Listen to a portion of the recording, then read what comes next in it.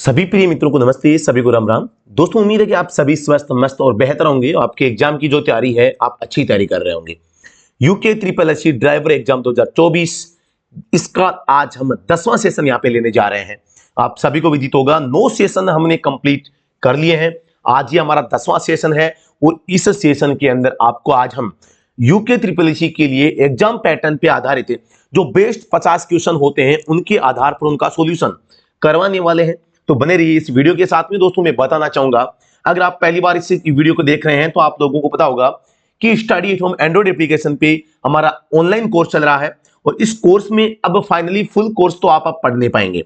जो बच्चे अभी भी हमारे स्पेशल नोट्स के माध्यम से पढ़ना चाहते हैं, आपको लगता है कि हमें कुछ स्पेशल नोट्स मिल जाए जो 5, 7, 10 घंटे में मैं कंप्लीट कर सकूं और मुझे मेरा जो स्कोर है उसमें कुछ इंक्रीज, कुछ इंप्रूवमेंट देखने को मिले, तो एक बहुत ही रामबाण जो है नोट्स आपको मैं यहां पर बताने जा रहा हूं। ध्यान से सुनिएगा।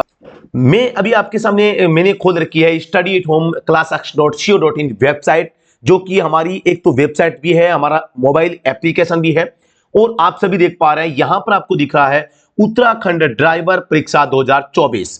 और इस के बारे में मैं बताने से पहले बता दूं कि ये एक प्रकार का क्रेश कोर्स है, ये फुल कोर्स नहीं है, ये क्रेश कोर्स है जिसमें आपको 10 घंटे की वीडियो मिलेगी और 10 घंटे में वीडियो में जो पढ़ाया गया है उनकी पीडीएफ नोट्स मिलेंगे और इसमें आपके सिलेबस की जो सारे टॉपिक हैं उनको यहां पर कवर किया गया है। तो आप मात्र 10 घंटे की वीडियो देख के भी अपना सिलेबस है उसको फास्टली रिवीजन कर सकते हैं और जो स्पेशल नोट्स हमने दिए हैं उनके माध्यम से बेहतरीन तैयारी आप साथियों कर सकते हैं। इसके अलावा बताना चाहूंगा इसको ज्वाइन कैसे करना है। स्टडी एट होम ऐप को डाउनलोड करें, उसके अंदर जाएंगे तो वहां पे पेड कोर्स दिखेगा या कोर्स नाम दिखेगा। कोर्स के अंदर क्लिक करेंगे तो आपको यहां पर जो है मैं बता देना चाहता हूं, कोर्स के अंदर जाएंगे तो आपको ये जो है कोर्स दिख जाएगा, क्रेश कोर्स। देखो, ये 10 घंटे वाला पढ़ना है तो क्रेश कोर्स पढ़ना है। फुल कोर्स यहां पे देखो आपको नाम मैंने स्पष्ट लिख रखा है, फुल कोर्स 1.1। ठीक है, तो ये आप लोग कर सकते हैं। इसके अलावा उत्तराखंड के लिए 50 घंटे का सिलेक्शन बेस भी हमने चलाया था, वो भी चल रहे हैं। अगर आप 50 घंटे पढ़ाई कर सकते हैं तो इसमें 50 घंटे की वीडियो है जिसमें आपका सिलेबस करवाया गया है, तो आप इसको भी ले सकते हैं। जो आपको लगे कि ठीक ये रहेगा वो अपने हिसाब से आप इस वीडियो को डबल की स्पीड से भी देख सकते हैं। तो ये थी इंफॉर्मेशन। अब मैं आपको लिए चलता हूं हमारा जो आज का सेशन है, इस सेशन के ऊपर। और सबसे पहले मैं स्क्रीन शॉट शेयर कर देता हूं, आपको स्क्रीन प्रॉपर वे में दिखाई दे रही होगी, उम्मीद ही नहीं पूरी मुझे आशा है। और सबसे पहले क्वेश्चन की ओर हम लिए चलते हैं। आपको पहला प्रश्न हमारे सामने आ चुका है, आपका काम है इस प्रश्न को ध्यान से पढ़ना, पढ़ के जो बेस्ट आंसर होगा उसको कमेंट सेक्शन में बताना। दोस्तों, बताना चाहूंगा कोई भी क्वेरी, आपको कोई भी डाउट किसी भी प्रश्न पे होता है तो आप कमेंट सेक्शन में मुझे जरूर बताएंगे। और अगर अधिक जानकारी के लिए स्क्रीन पे आपको नंबर भी दिखाई दे रहे हैं, कोई भी पर्सन पे किसी भी क्वेश्चन पे आपको डाउट है तो आप मुझे व्हाट्सएप पे करिए, मैं आपको पर्सनली आपको रिप्लाई करूंगा, आप लोगों को पर्सनली आपको बताऊंगा कि उस पर्सन का जवाब क्या होगा।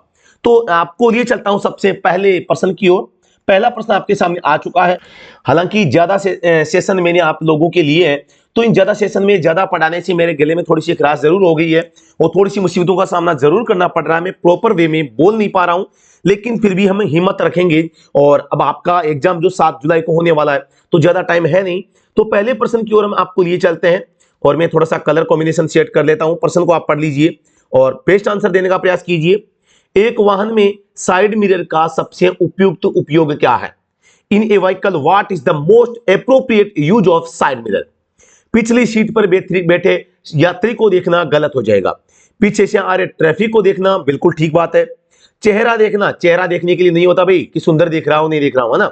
क्या आप किस पर्पज से इसको यूज करते हैं? बहुत सारे साथी जो ऐसे होते हैं, या तो पिछली सीट पर कोई सुंदर व्यक्ति बैठा है तो उसको देखते हैं, या खुद का चेहरा देखते हैं मैं कितना सुंदर लग रहा हूं।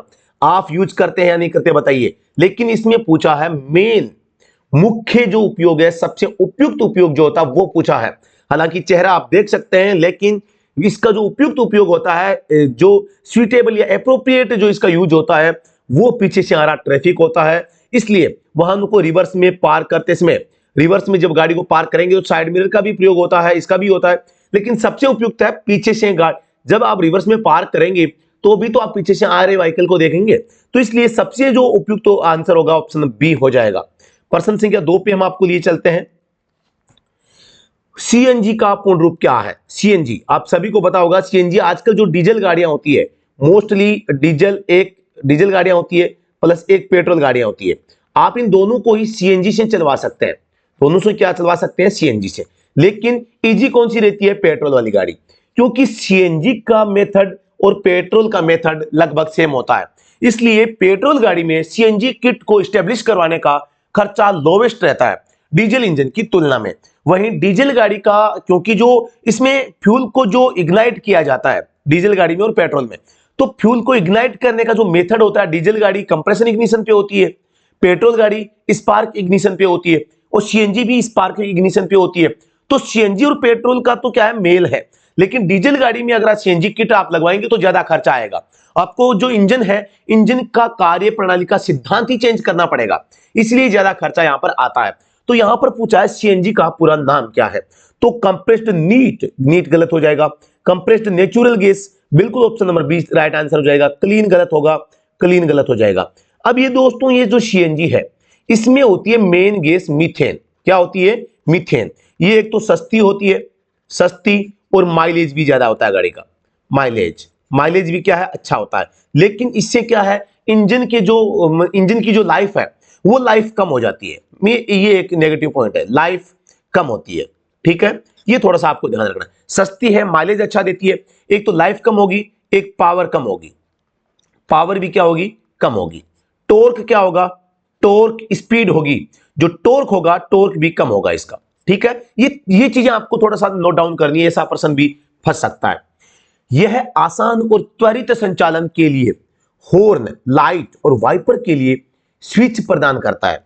यह सुरक्षा के लिए बंधने वाला होता है, जो समाघात में गिर जाता है और चालक को चोट लगने की संभावना को कम कर देता है। यहां स्टीयरिंग सिस्टम के किस भाग की बात की जा रही है? Steering wheel, steering shaft, steering linkage, steering column. तो ये सारी जो बातें हो रही है वो है स्टीयरिंग कॉलम। ठीक है, तो ये आपको थोड़ा सा ध्यान रखना। जैसे हॉर्न है, लाइट है, वाइपर है, इनके लिए स्विच प्रदान करता है और ये आपस में एक बंधा हुआ रहता है। स्टीयरिंग कॉलम होता है जो माना कि ये आपकी स्टीयरिंग रोड है, यहां पे होता है एक स्विच इधर होता है, एक स्विच इधर होता है, और ये आपका व्हील होता है। ठीक है, इस टाइप से। तो ये स्टीयरिंग जो कॉलम इसको कहा जाता है, कॉलम या कॉलम कहा जाता है इसको। ठीक है, तो right answer option number D इसका हो जाएगा।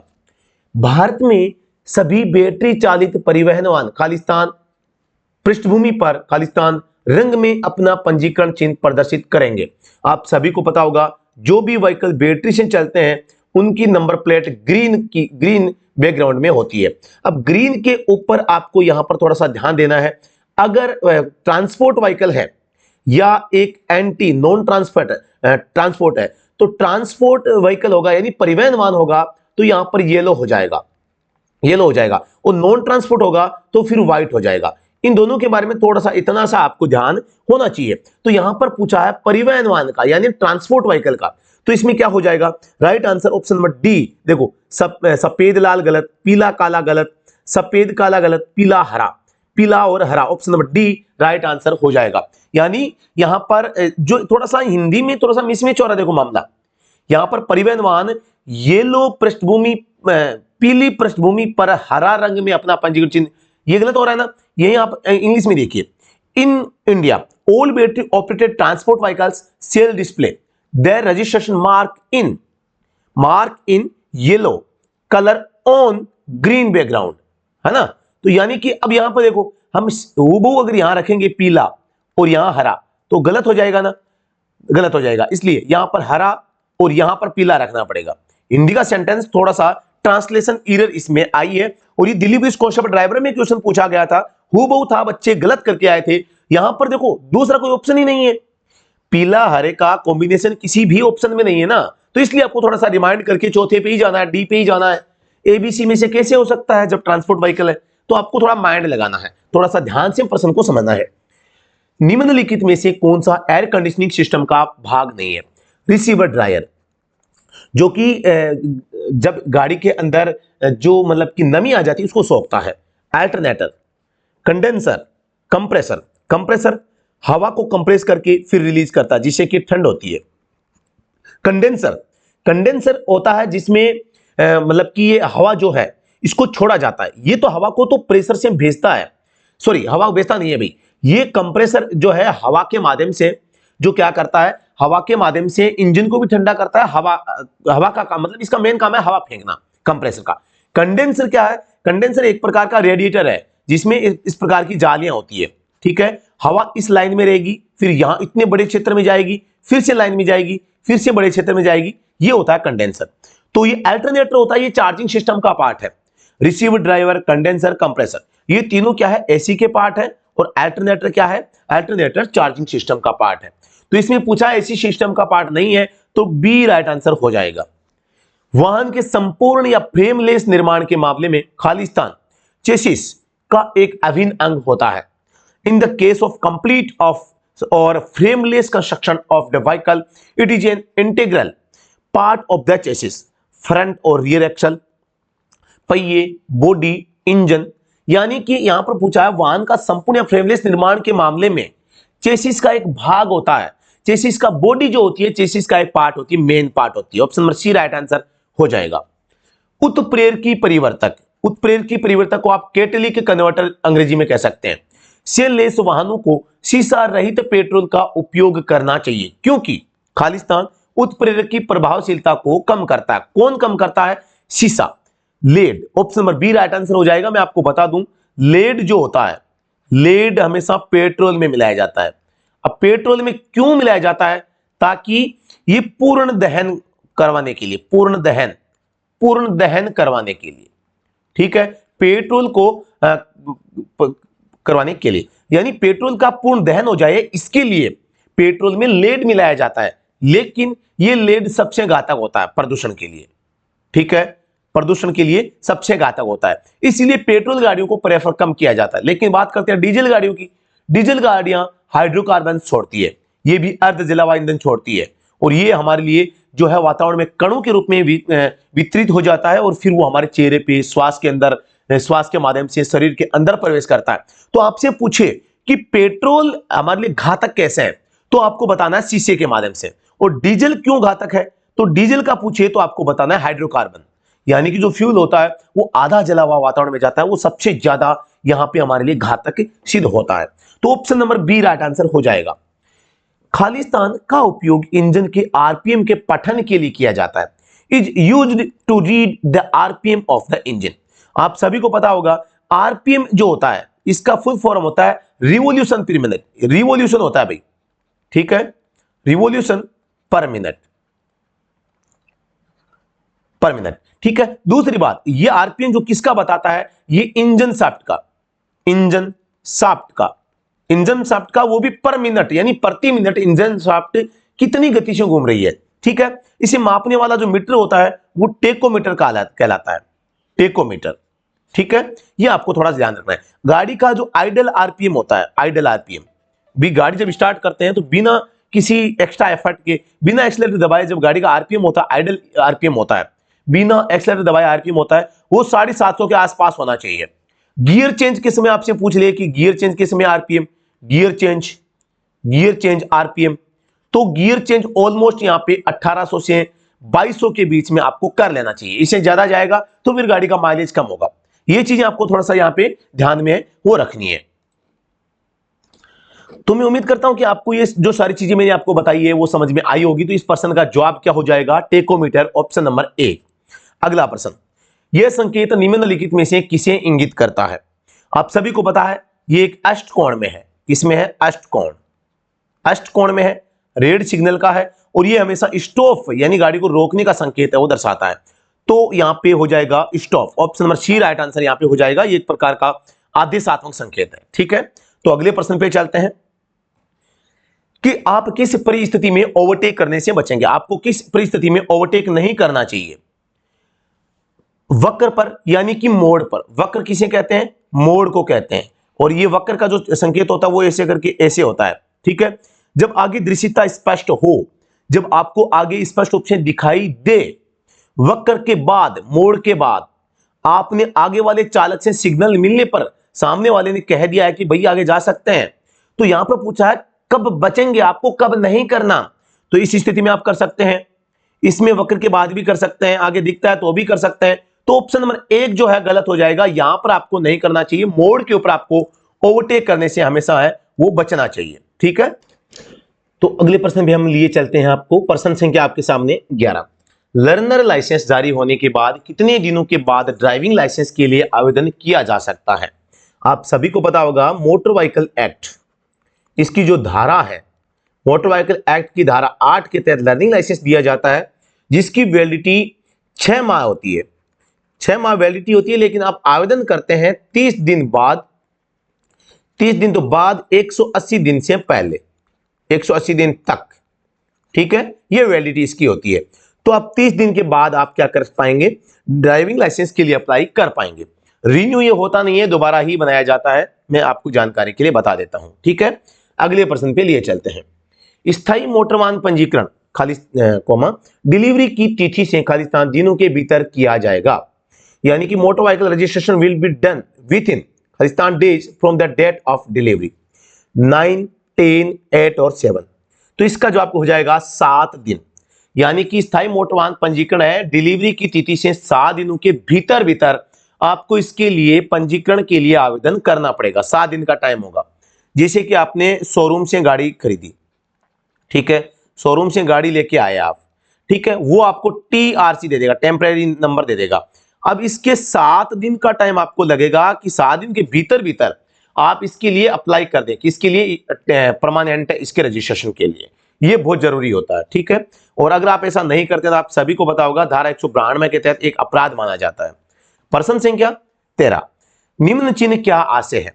यह संकेत क्या दर्शा रहा है? केवल एरो सीधा जा रहा है और गोल आकृति में है, मतलब कि पहली बात तो ये आदेशात्मक है, आदेशात्मक संकेत है। ब्लू आकृति में है, मतलब कि इसका पालन करना जरूरी है, मैंडेटरी साइन है। तो इसका मतलब है आपको सीधे चलना है। गो अहेड, पहाड़ी क्षेत्र, आगे ढलान, आगे बढ़े, धीरे चले। गलत गलत गलत, ऑप्शन सी राइट आंसर हो जाएगा। एक कार आईसी इंजन में उत्प्रेरक परिवर्तक का उद्देश्य क्या होता है? What is the purpose of the कैटेलिक converter in A car in IC engine? यानी एक आईसी इंजन में कैटेलिक कन्वर्टर का क्या योगदान होता है? तेल की खपत को कम करना, तापमान कम करना, गति को कम करना, वायु प्रदूषण को कम करना। सभी को पता है वायु प्रदूषण को कम करने का काम कैटेलिक कन्वर्टर करता है। ये क्या काम करता है? जैसे हाइड्रोकार्बन निकलता है, सीओ कार्बन मोनोऑक्साइड निकलती है, एनओएक्स नाइट्रोजन ऑक्साइड निकलता है, इनको सरल गैसों में बदल देता है।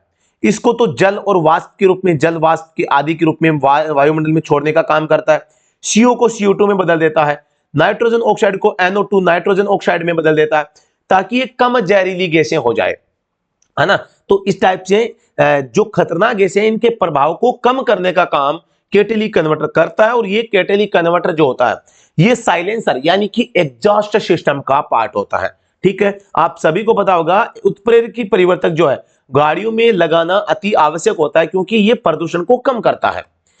पीयूसी प्रमाण पत्र के संबंध में निम्नलिखित में से कौन सा सही नहीं है? कौन सा सही नहीं है, इसको आपको ध्यान देना है। यदि किसी वाहन के पास वैध पीयूसी प्रमाण पत्र नहीं है तो उसके मालिक पर मोटर वाहन अधिनियम की धारा 190 की उपधारा 2 के तहत मुकदमा चलाया जा सकता है। बिल्कुल ये क्या है? सही कथन है।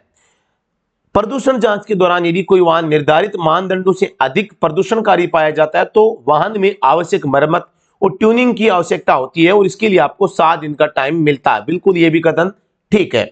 अगर वाहन प्रदूषण नहीं कर रहा है तो इसे बिना पीयूसी सर्टिफिकेट के भी चलाया जा सकता है। पोल्यूशन कर रहा नहीं कर रहा वो अलग मैटर है, आपको पीयूसी बनवाना पड़ेगा। ये सेंटेंस गलत हो जाएगा। प्रथम पंजीकरण की तिथि से 1 वर्ष की अवधि की समाप्ति के बाद प्रत्येक मोटर वाहन को एक वैध पीयूसी प्रमाण पत्र रखना आवश्यक होगा, क्योंकि प्रथम साल का जो पीयूसी होता है वो कंपनी बना के देती है। नई गाड़ी होती है, स्पेसिफाइड वेरीफाइड होके ही गाड़ी आती है, इसलिए प्रथम साल कंपनी का पीयूसी होता है, आपको बनवाने की आवश्यकता नहीं होती। तो प्रथम पंजीकरण की तिथि से 1 साल के बाद में आपको एक वैध पीयूसी प्रमाण पत्र आपको धारण करना चाहिए। वाहनों के टायरों को आगे से पीछे या अगल बगल से विशिष्ट पैटर्न पर नियमित रूप से बदलने को क्या कहा जाता है?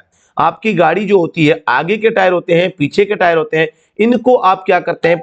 इस टाइप से क्रॉस में या जैसे भी आप चाहें तो वो एक पैटर्न होता है इनका स्थान परिवर्तन करने का, इन्हें हम कहते हैं tyre rotation. Option number C right answer इसमें हो जाएगा। और ये करते हैं नियमित नियमित नियमित व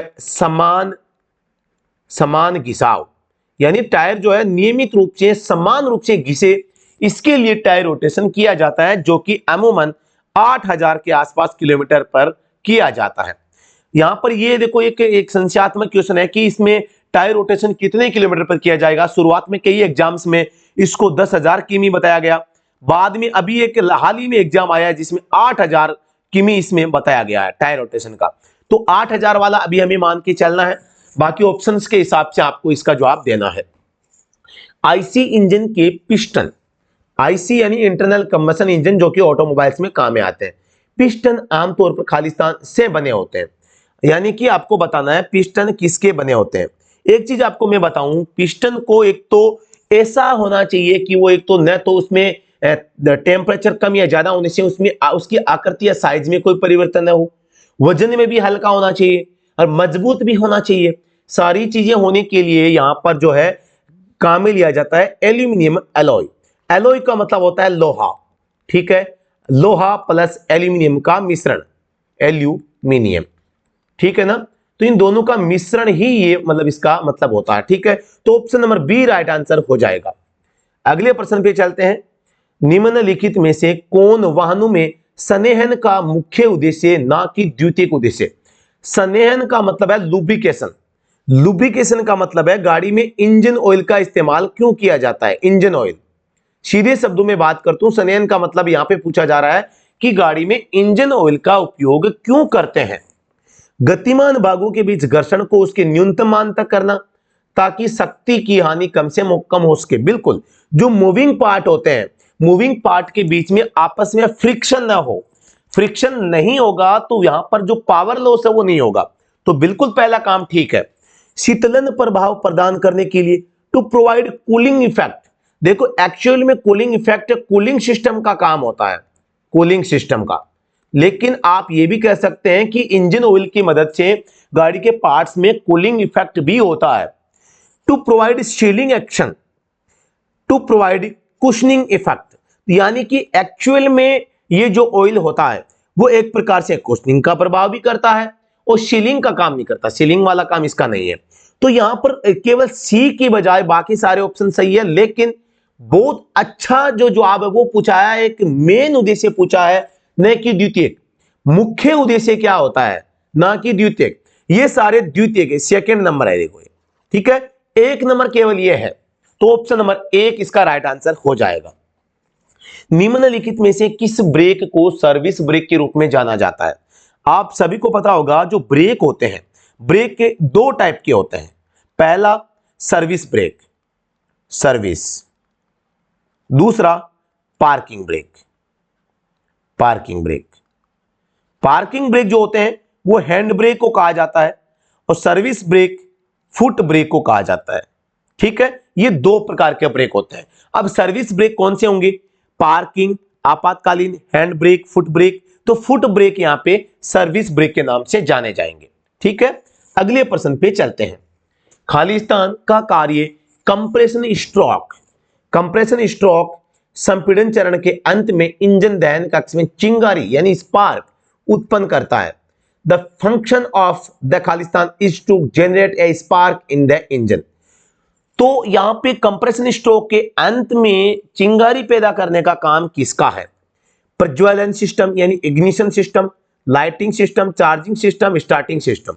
तो जो इग्निशन सिस्टम है इसका काम है इग्नाइट करना। इग्नाइट करने का मतलब है यहां पे जलाना, इग्नाइट का मतलब है जलाना। तो स्पार्क करने का काम इग्निशन प्रज्वलन सिस्टम करता है।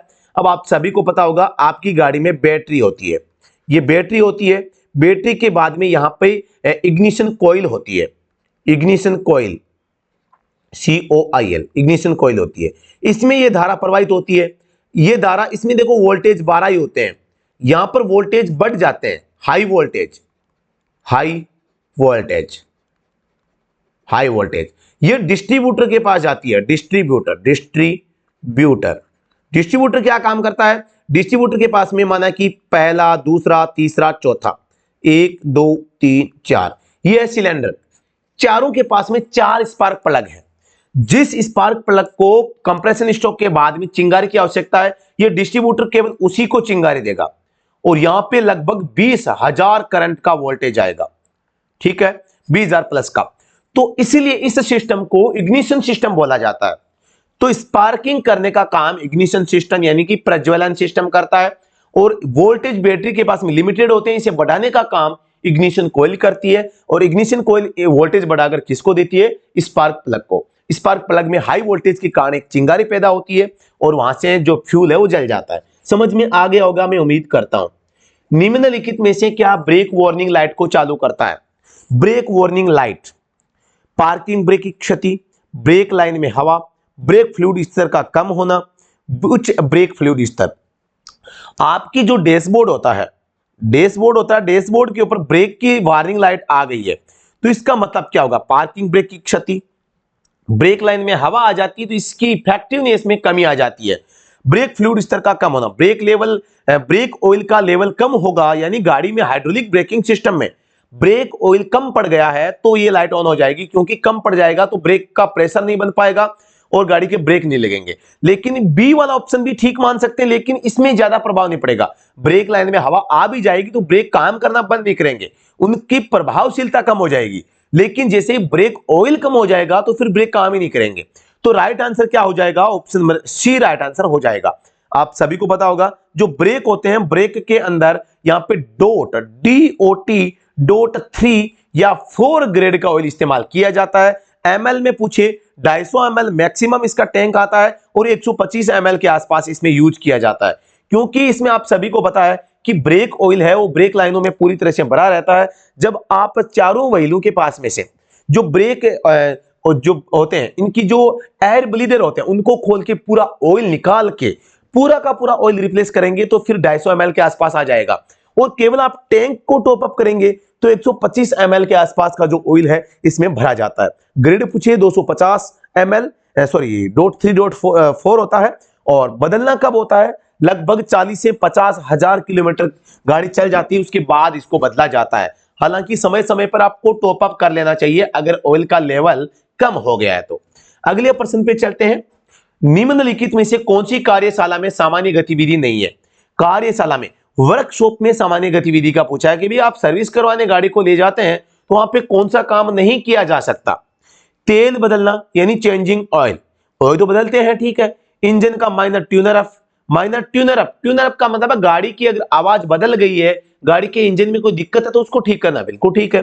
वाहन की धुलाई और ढुलाई की प्रक्रिया, यह भी काम किया जाता है। ईंधन टैंक भरना, डीजल या पेट्रोल, टैंक कोई नहीं भरेगा वहां पे भी, यह काम होता है पेट्रोल पंप के ऊपर, ठीक है, फ्यूल स्टेशन पे। तो ऑप्शन नंबर डी इसका राइट आंसर हो जाएगा कि डी जो वाला जो ऑप्शन है वो काम सर्विस स्टेशन पे नहीं होता है। प्रश्न संख्या 23 है। स्टीयरिंग व्हील के टर्निंग मोशन को स्टीयरिंग लिंकेज के लिंक रोड के आगे पीछे की गति में परिवर्तन करता है, कौन करता है? वो नाम बताना है जो कि स्टीयरिंग व्हील के टर्निंग मोशन को स्टीयरिंग लिंकेज के लिंक रोड के माध्यम से आगे पीछे की गति में बैक एंड फोर्थ मोशन में करता है। यानी हम पहिए को घुमाते हैं ऐसे, लेकिन पहिए होते हैं एक बार इधर या इधर में से, ठीक है। इस मोशन को परिवर्तन कौन करता है? यहां पे लगा रहता है गियर बॉक्स, यहां पे लगा रहता है गियर बॉक्स, ये रोड आती है, ठीक है। तो इसको गियर बॉक्स का ये काम होता है। Option number C right answer हो जाएगा। प्रश्न संख्या 24। खालिस्तान की कमी से इंजन शोर कर सकता है और बढ़ते घर्षण के कारण इंजन की ट्यून भी बदल सकती है। Due to lack of the engine can make noise and the tune of the engine can also change due to increase friction. कौन सा घर्षण बढ़ने से इंजन की आवाज बढ़ जाएगी, इंजन शोर करेगा? कूलेंट, ब्रेक फ्लूइड, ईंधन, सनेहन। तो मेन काम होता है जब लुब्रिकेशन की कमी आ जाएगी, गाड़ी में इंजन ऑयल कम पड़ जाएगा तो उसकी जो मूविंग पार्ट है, मूविंग पार्ट ज्यादा घर्षण करेंगे, फ्रिक्शन करेंगे और उनके द्वारा ज्यादा शोर किया जाएगा, इंजन की आवाज बदल जाएगी, ट्यूनिंग चेंज हो जाएगी। तो ऑप्शन नंबर डी हो जाएगा राइट आंसर। और इस सनेहन को ही हम इंजन ऑयल के नाम से जानते हैं, इंजन ऑयल। और दोस्तों आप सभी को पता होगा गाड़ी का जो इंजन ऑयल होता है वो किस ग्रेड का होता है? तो वो होता है 15W40।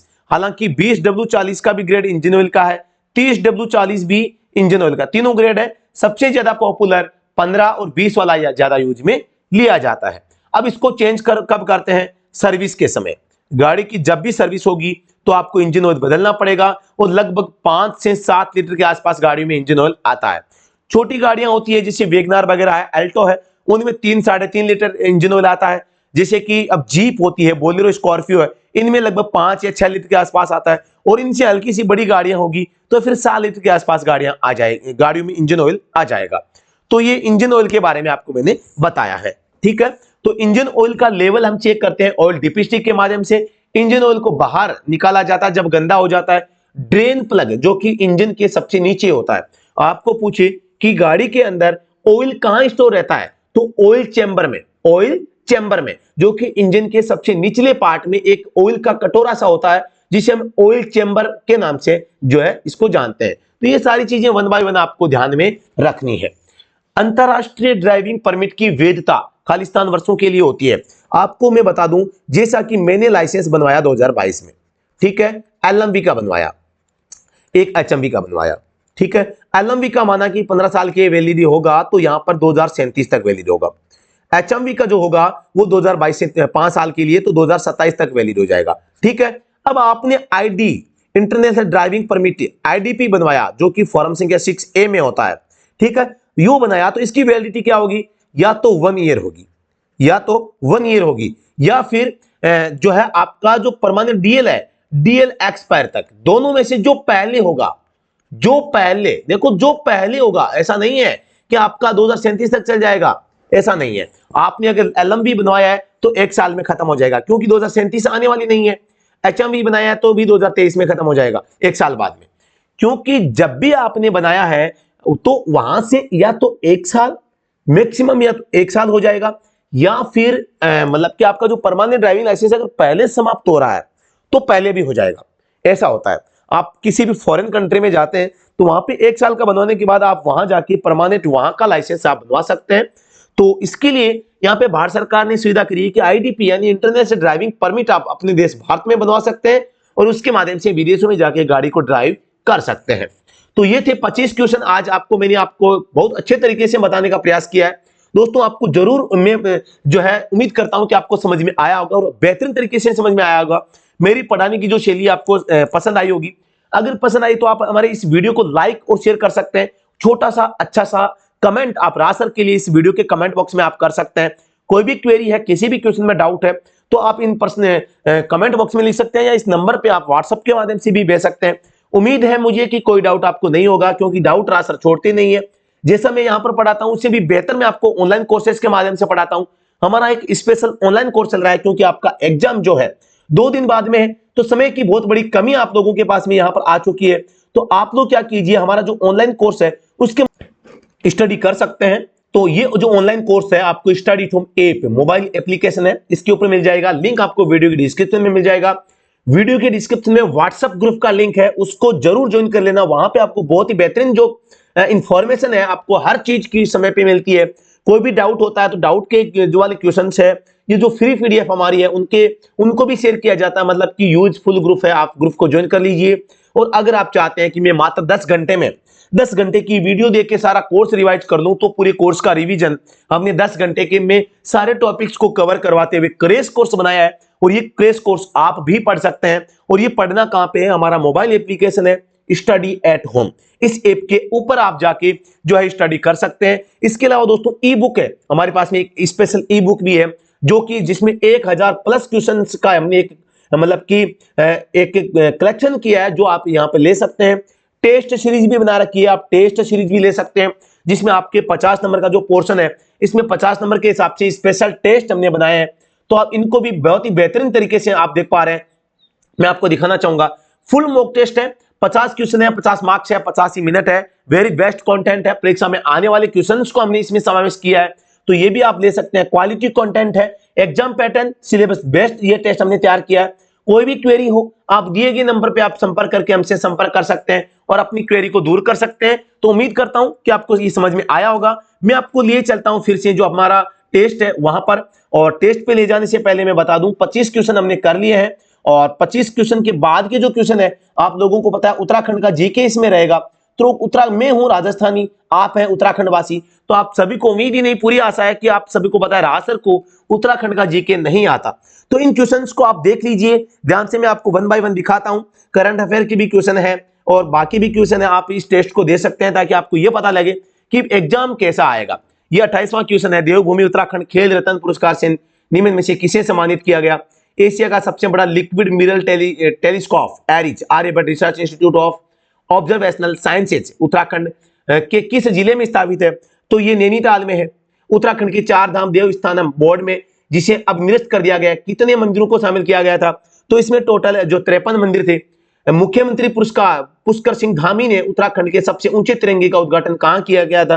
रुद्रपुर में किया गया था। आप देखो इनका जो आंसर है यहाँ पे देखो ABCD, लास्ट में क्या आ रहा है? बी है ना, लास्ट वाला ऑप्शन पर्सन का राइट आंसर होगा बी। भारत का सबसे अधिक ऊंचाई वाला हर्बल गार्डन किस स्थान में, गांव में स्थापित किया गया? तो ये माना गांव में किया गया। इगास बगवाल किस त्योहार के 11 दिनों के बाद मनाया जाता है? तो ये दीपावली के 11 दिन बाद। बिनोग वन्यजीव अभयारण्य कहां स्थित है? तो ये मसूरी में। पुष्कर सिंह धामी ने उत्तराखंड के खालिस्तान मुख्यमंत्री के रूप में शपथ ली, तो कौन से 11वें मुख्यमंत्री? पंडित गोविंद वल्लभ पंत की जयंती तो 10 सितंबर को मनाते हैं। तुंगनाथ मंदिर किस जिले में स्थित है? रुद्रप्रयाग में। हिमालय दिवस हर साल कब मनाया जाता है? 9 सितंबर को। गढ़वाल का प्राचीन नाम बताइए? तो इसका नाम खसदेश। राज्य के प्रख्यात व्यक्तित्व डॉक्टर देवीदत्त पंत क्या थे? ये वैज्ञानिक। उत्तराखंड विधानसभा में एंग्लो इंडियन समुदाय के मनोनीत सदस्यों की संख्या कितनी है? 1। राज्य में वन नगर कहा जाता है किसको? देहरादून को। उत्तराखंड का सबसे ऊंचा बांध कौन सा है? टिहरी भागीरथी नदी पर। उत्तराखंड में पर्वतों की रानी किसे कहा जाता है? मसूरी को। हरिद्वार की हर की पौड़ी का निर्माण करवाया गया था राजा विक्रमादित्य ने। Building research institute and structural engineering centre कहां पे स्थित है? तो रुड़की में। उत्तराखंड राज्य की लोकसभा के निर्धारित स्थान कितने हैं? यानी लोकसभा की सीटें 5 है। विश्व तंबाकू निषेध दिवस किस दिन मनाया जाता है? तो बहुत ही शानदार 31 मई को मनाया जाता है। तंबाकू से संबंधित एक प्रश्न पक्का आएगा। एड्स के निदान के लिए प्रयुक्त पुष्टिकरण परीक्षण, एड्स के लिए कौन सा परीक्षण किया जाता है? तो वो पश्चिमी धब्बा। ठीक है। BCG का टीका किस रोग में दिया जाता है? तो ये तपेदिक रोग में जो है BCG का टीका लगाया जाता है। तो जनरल साइंस के देखो 48, 49 और 50, ये 3 क्वेश्चन जनरल साइंस के हैं और आपके एग्जाम में बिल्कुल जनरल साइंस के 3 प्रश्न आएंगे। इसके लिए आपकी जो कोर्स मैंने आपको दिया है, इस कोर्स के अंदर आपको ये क्वेश्चन आपको जरूर इसके साथ ही मिल जाएगा। तो जो भी साथी तैयारी कर रहे हैं, क्रैश कोर्स जरूर ज्वाइन कर लेना, क्योंकि क्रैश कोर्स बेहतरीन कोर्स है। 10 घंटे की वीडियो है, डबल की स्पीड से देखेंगे, 5 घंटे में भी आप कंप्लीट कर लेंगे और PDF नोट्स है उनको भी आप पढ़ सकते हैं। तो अभी के लिए इतना ही, फिर से मिलते हैं नेक्स्ट वीडियो में, तब तक ले धन्यवाद। मैं आपके द्वारा वैल्यूएबल कमेंट करने की मैं आशा रखता हूं कि आप एक बहुत ही शानदार और जानदार सुंदर सा अच्छा सा कमेंट आप करेंगे। Thank you so much. Vande Mataram.